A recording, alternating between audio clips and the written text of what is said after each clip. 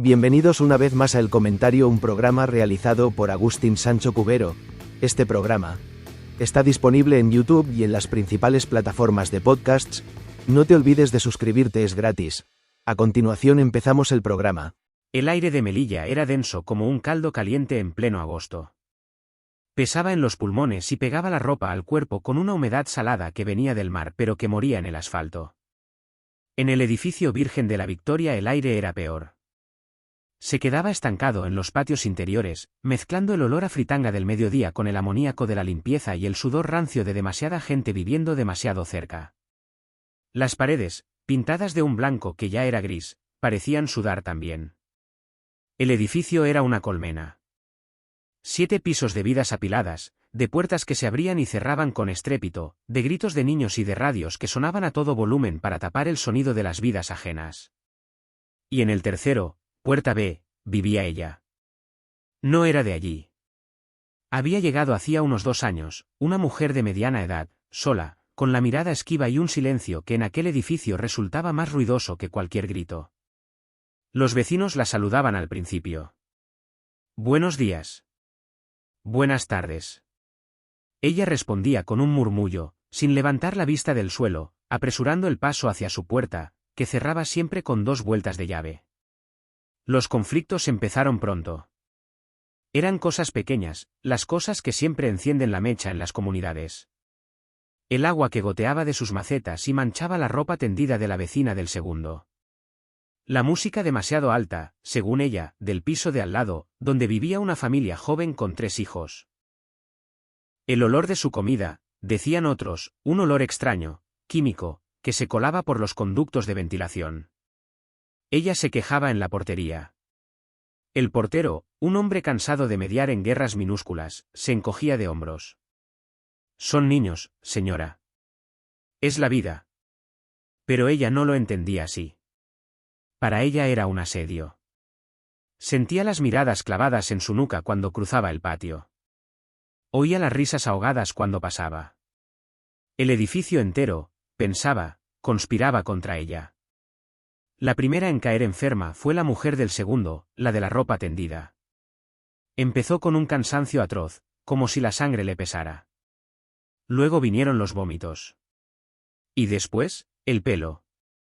Se le caía mechones en la ducha, dejando claros en el cráneo que la hacían llorar delante del espejo. El médico de cabecera dijo que eran nervios. Estrés. Le recetó unas pastillas para la ansiedad y mucho descanso. Poco después fue el marido del cuarto, el de la radio. Un hombre corpulento, militar, que de pronto caminaba como un anciano, arrastrando los pies.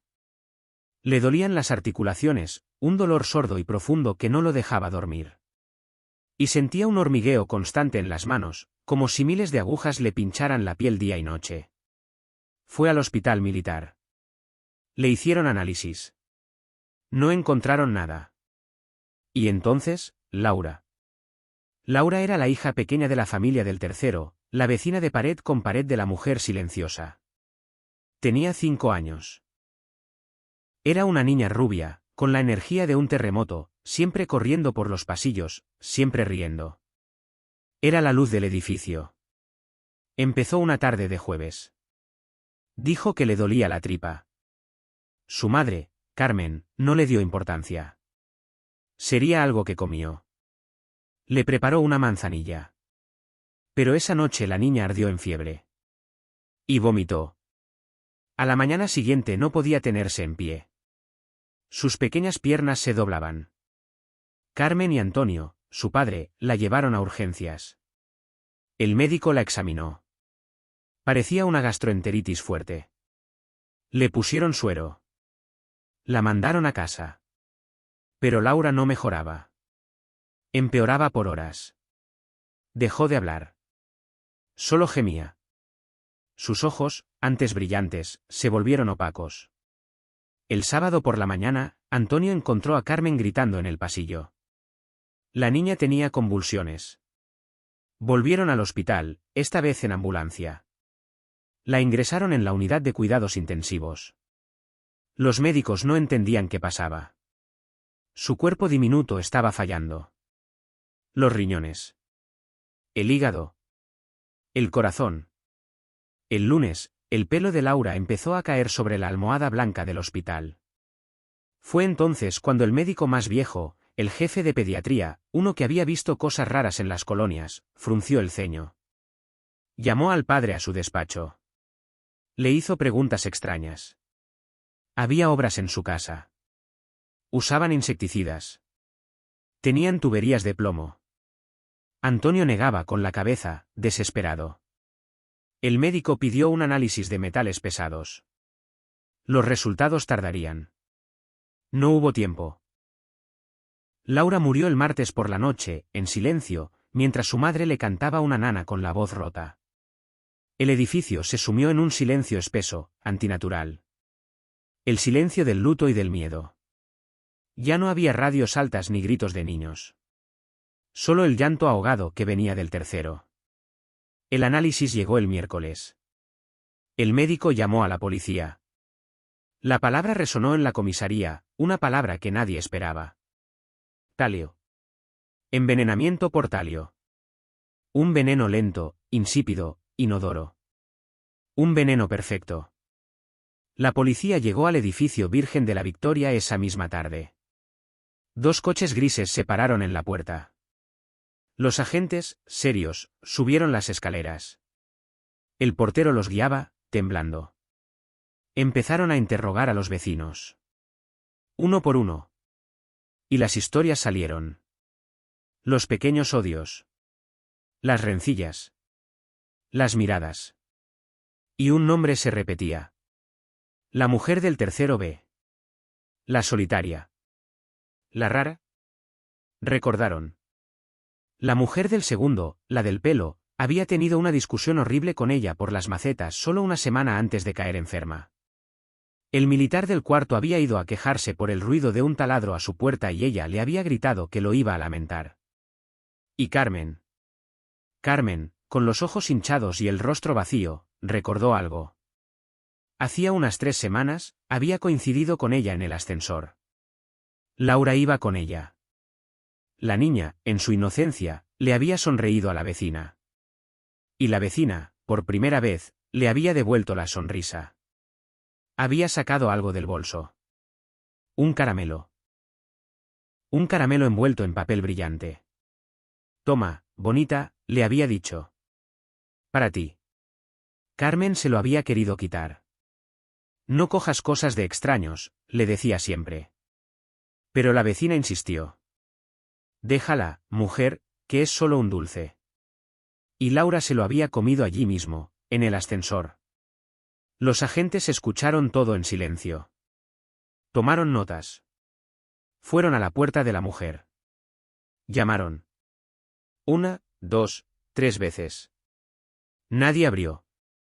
Se quedaron de guardia en el rellano. Mientras tanto, en el hospital, exhumaron las muestras de la mujer del segundo. Y del militar del cuarto. Los análisis lo confirmaron. Talio. En todos ellos. En cantidades más pequeñas, no letales. Pero allí estaba. Alguien en el edificio estaba repartiendo la muerte en pequeñas dosis.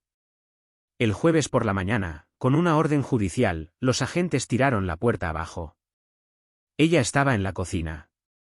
Sentada a la mesa, bebiendo un café. Estaba vestida y peinada, como si los esperara. No pareció sorprendida. Miró a los hombres uniformados que llenaban su pequeña cocina.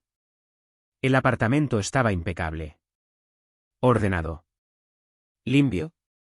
Demasiado limpio. En la encimera, sin embargo, había varias bolsas de un polvo blanco, parecido al azúcar glass. Y botecitos pequeños, sin etiqueta. Un agente señaló las bolsas. ¿Qué es eso? Ella levantó la mirada.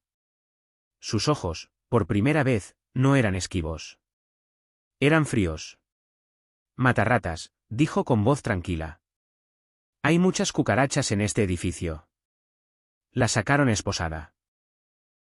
Los vecinos estaban todos en los rellanos, en las ventanas de los patios. Mirando. El silencio era total. Cuando ella pasó, con la cabeza alta, miró a Carmen, que estaba en el quicio de su puerta sostenida por Antonio. Sus labios se curvaron en algo que podía ser una sonrisa o podía ser una mueca de desprecio. El aire en el edificio se había vuelto irrespirable. El veneno no solo estaba en los cuerpos. Estaba en las paredes, en los pomos de las puertas, en las miradas. El edificio Virgen de la Victoria se había convertido en el edificio de la muerte, y la mujer silenciosa, la que había llegado de fuera, era su ángel oscuro. O eso pensaban todos. La ciudad entera habló. La envenenadora de Melilla.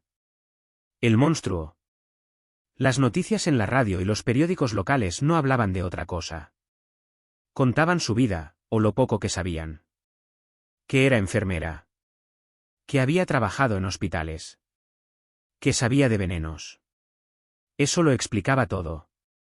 Su conocimiento. Su frialdad. En el apartamento del tercero A, Carmen y Antonio empezaron a empaquetar. No podían seguir viviendo allí. No podían respirar el mismo aire que había matado a su hija. Cada rincón de la casa olía a ausencia. El pasillo por el que corría. La silla donde comía. La cama vacía. Se fueron una mañana gris, sin despedirse de nadie. El piso quedó vacío. En el segundo, la mujer que había perdido el pelo empezó a mejorar lentamente, pero nunca volvió a ser la misma. Se cubría la cabeza con pañuelos y miraba con terror a cualquiera que se le acercara. El militar del cuarto pidió el traslado. Se fue a la península, lejos del mar y de los recuerdos que le hacían temblar las manos. El edificio se fue vaciando. Quedaron los viejos, los que no tenían dónde ir. Y el miedo. El juicio fue largo. Duró meses. La sala estaba siempre llena. El fiscal la acusaba de asesinato y de múltiples intentos de asesinato. Pedía la pena máxima. La llamaba cruel, calculadora, una persona sin empatía que había matado a una niña de 5 años por una disputa sobre el ruido. Los vecinos testificaron. Contaron las peleas. Los gritos. Las miradas de odio. El caramelo. El abogado defensor, uno de oficio, joven e inexperto, intentaba desmontar las pruebas. El talio, dijo, era un veneno común. Se usaba en muchos productos. El matarratas que encontraron en su casa, argumentó, no contenía talio, sino otro componente. Las bolsas de polvo blanco eran solo eso, azúcar glass para unos postres que nunca hizo. Pero ¿y el veneno en los cuerpos? ¿Y la muerte de Laura? La mujer, la acusada, se mantuvo en silencio durante casi todo el juicio. Sentada, recta, mirando al frente. Sin emoción. Cuando le dieron la palabra, solo dijo una cosa. Yo no lo hice. Su voz era firme, pero nadie en la sala le creyó. Su frialdad era su condena. El jurado la declaró culpable. El juez dictó sentencia. 30 años. 10 por cada intento. 20 por la muerte de la niña. Salió de la sala igual que había entrado. Sin mirar a nadie. El edificio Virgen de la Victoria respiró aliviado. El monstruo estaba encerrado. La vida podía volver. Pero no volvió. No del todo. El portero, el hombre cansado, fue el último en irse. Se jubiló. Antes de entregar las llaves al nuevo administrador, se sentó en el escalón del portal. Miró el patio silencioso. Pensó en Laura. Pensó en la mujer. Pensó en los vecinos.